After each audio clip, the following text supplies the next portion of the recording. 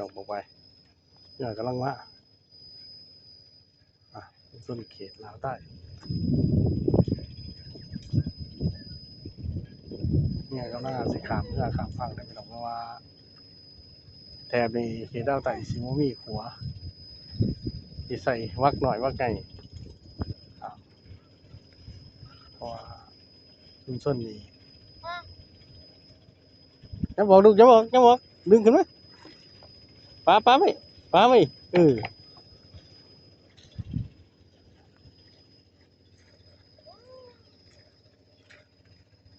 ชุมชนเขตลาวใต้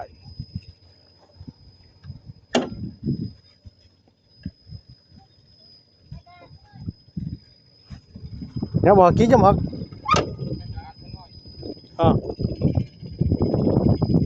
ได้เรื่องกูดิเอาไปกาทันหมวกใส่ที่หมวกคัน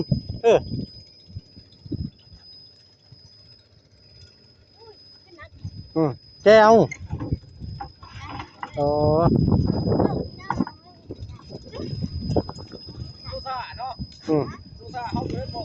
บัวท้าเนาะ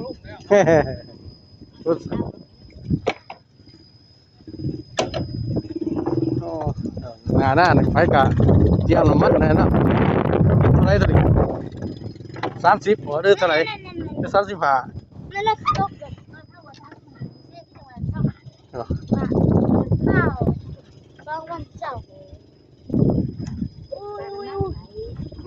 นับมาพี่ลูกเจ้ามาพี่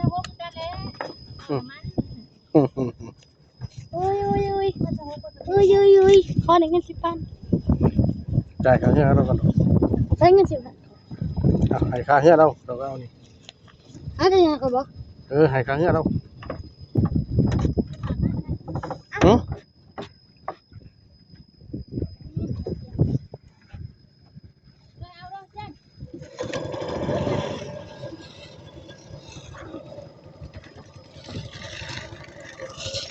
ช่วงนี้แค่ได้หรอกเขา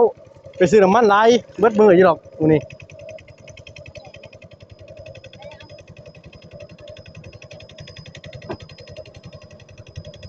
น้ำขึ้นไล่เติมเนาะว่านนะพวกเขา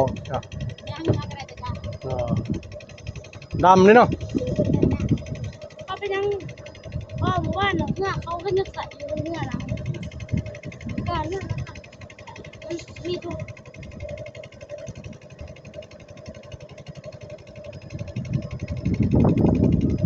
เอาเงินท่อนเกี่ยวเงินท่อนตัดใจมันแน่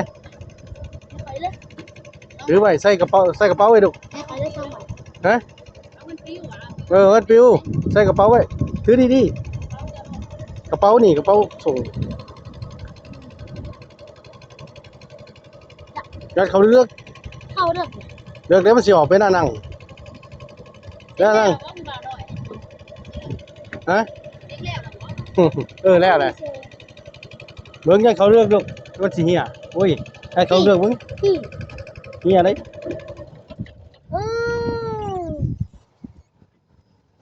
ให้ฝากเขาเล่นดอกกันหนังตอนมันอยู่บ้านจีดีมาเลยจีดีมาเศร้าพ่อเขาเล่นดอกกันหนังอยู่บ้านโอ้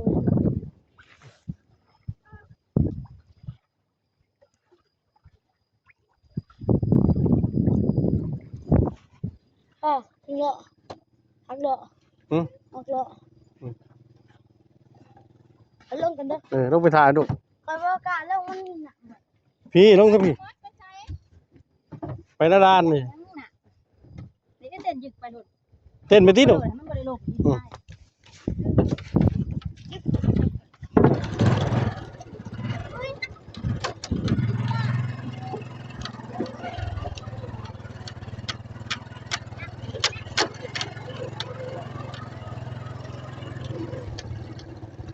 เห็นไหม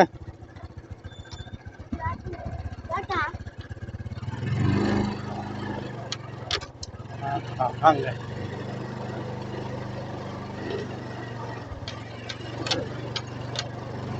ข้างเลยเสียงนี่ใช่ค่ะ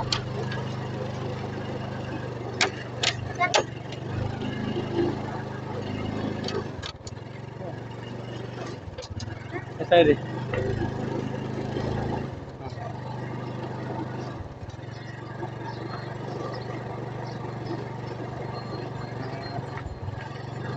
ว่าจะต้องเพื่อนต้องใส่ตะตั้งด้วย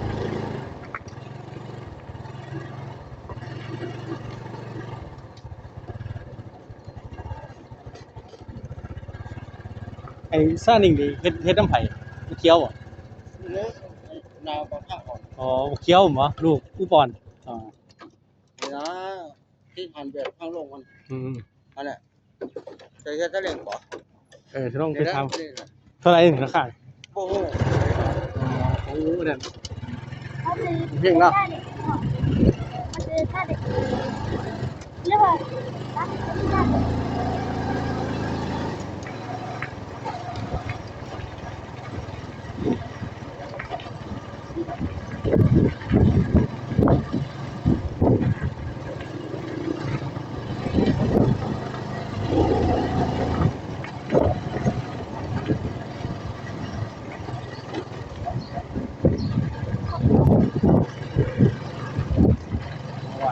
หวานตลาด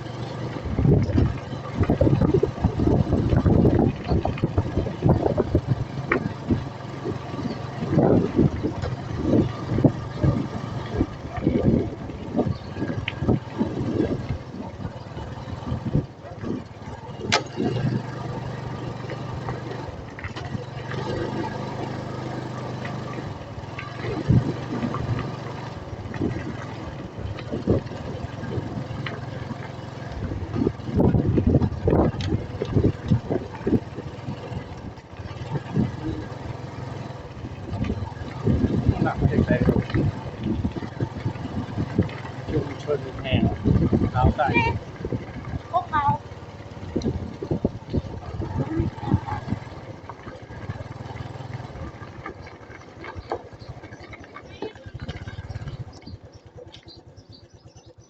เดี๋ยว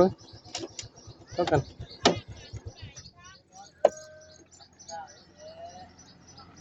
ลุงไปมาเฮ้ยพวกกันโอ้ยถามจะซื้ออะไรเฮ้ยไอ้ถามนี่ซาเล้งเขาเฮ็ดจะไหรเออบ่มีร้านค้ามีหยังวะ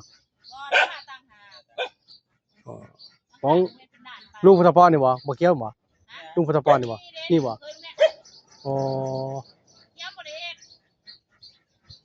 เล็กเป็นจังไดเล็ก เด็กกลมมาได้ค่ะคือถ้าเด็กน้อยได้ไปเบิ่งที่หาไปย่างไปเบิ่งที่หาเด็ก อ๋อ แบบไรสร้างเอามักง่ายจะกระตัง โอ้หัวหน้านี่บ่ เออ เจ้าลูกเคยบ่ ผมเคยเป็นเฮ็ด อ๋อ หน้าสร้างให้เฮ็ด ลูกเคยเจ้าประเทศ เออ เจ้าเป็นหัวหน้า ของเขาเองเบิดน่ะแดกเขาเฮ็ดเอง เขา เบิด เบิดเขา เขา เบิ เบิ บ่ ด จะเงินมาแต่เจ้าเงินมา ไผลูกเคยเจ้าเบิ่ง บ้านนั่นน่ะนี่เพิ่นเอานั่นน่ะ บ่ วัดโตโต เฮ้ย เข้าของ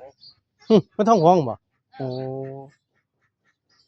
เจ้าเสียจังได๋เจ้าว่าสิใส่ซาเด็กซาละ ก็ใส่เวลาไปพุ่นวิธีแหละมันจังง่าย รู้ว่าเนี่ยคุณนี่ติด แต่ว่าสิขายเครื่องขายของ เอาขายของก็อันนี้เด้ก็สิบ่ใส่บ่ไปพุ่นวิธีก่อน เพราะว่าว่าสิใส่ว่าเจ้าสิขายของเป็นว่าสิซื้อซาเด็กว่า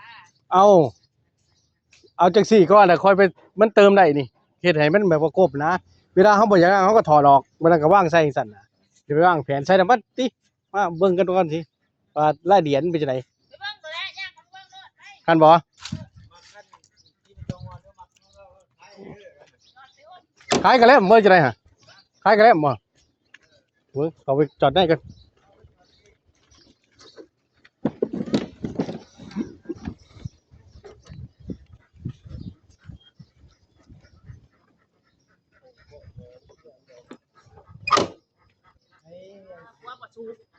ถามกับมาถามตัวเจ้าของด้วย อย่าเอาน้ำไปใส่น้ำปมเหรอ เจ๊น่ะทั้งนั้นคนนี้โป๊บน้องดีเลยลูกเจ๊กูพ่อ ฮะ เป็นบ้า บ่ไงว่าจะได้กินข้าววันละไอ้เป็นกระติบ เอาเมื่อต้องพลาดปกติ ไข่นี่วันละข้าวละ2-3หน่วย นี่เด้พ่อเจ้าของเพิ่นน่ะ พ่อแด้ว มาแบบไรมาแบบโค้ง10ล้อว่าแล้วไปไทยด้วยตั้งมันเลยมาแบบไรจะมาแบบหน่อยแบบนี้ โอ้ตั้งนี่อันนั้นเด้อเนาะเบิ่งเสร็จได้ฮะ มาขั้นนั้นด้วยก็ได้มันคล้ายมันขั้นด้วยด้วยมาแบบตัวก็ได้ซิวต้องอ้อ เบิดคันรถบ่ อ๋อมันคล้ายกันมันต้องราคาตัวต้องคล้ายมันได้แหละรถคล้ายซื้อแพงบางอย่างเฮ็ดยากที่ทั้งรถจะเอาไปเลยด้วยนี่มันคล้ายอยู่รถบักเคี้ยวเนาะอยู่นี่รถลูกนี่นะ บ่ จะได้รักค่าจะก็สร้างเขาอีกเพิ่มขึ้นอีก บ่ยันมาแล้วจะทั้งรถ ราคาให้มันถอดได้ดีจังได๋ว่าเฮาถอดได้บ่ ตอนไหนตัวนี้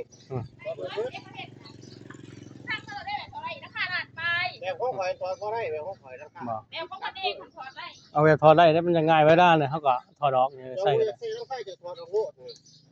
อันนี้ค่ะเขาถอด ตัวนี้ได้ตัวนี้สุดท้ายกันนี่หน่อย เดี๋ยวรถมันถึงกฎหมายบ่เป็นรถเถื่อนบ่เด้อ รถเพื่อนนะรถมันเป็นยังนะวันเหรอ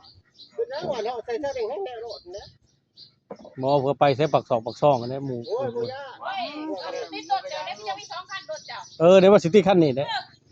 รถเจ้าก็มี2คันแต่รถนี่เราซื้อเบิด มีซื้อเบิดอยู่ดอกรถบ่ยาก ส่วนมากเขาไม่ใส่เสื้อเพื่อนนะรถใส่ใส่ บ่ไม่ได้ไปพอตำรวจขี่ซอนะโอ้บ่จะเว้าไทยเงินอยู่หั่นเด้บ่จะเว้าบ่มันยาก